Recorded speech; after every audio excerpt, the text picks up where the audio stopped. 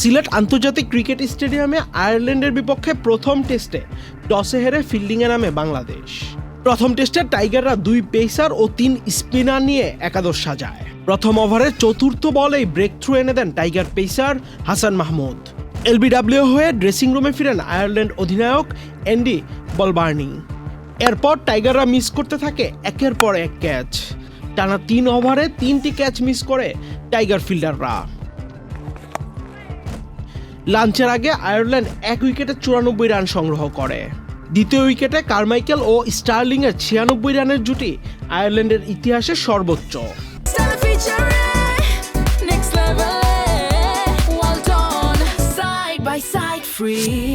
চা বিরতির আগে আয়ারল্যান্ড সংগ্রহ করে 4 উইকেটে 184 রান। দ্বিতীয় সেশনে টাইগার বোলাররা তুলে নেয় 3টি উইকেট। দ্বিতীয় সেশনের ঠিক পরই অভিষিক্ত বাঁহাতি স্পিনার হাসান মুরাদ অ্যান্ডি ম্যাকব্রাইনকে আউট করে টেস্ট ক্যারিয়ারে নিজের প্রথম উইকেট তুলে নেন। সারাদিন উইকেট শূন্য থাকলেও দিনের শেষ বলে এসে জর্ডান নীলকে আউট করে উইকেট তুলে নেন তাইজুল ইসলাম। প্রথম দিন শেষে আয়ারল্যান্ডের সংগ্রহ 8 উইকেটে 270। প্রথম দিনের খেলা শেষে টাইগাররা আয়ারল্যান্ডকে অল আউট করতে না পারলেও বেশ স্বস্তির জায়গায় রয়েছে team Bangladesh. Ahmed Shafi, channel I.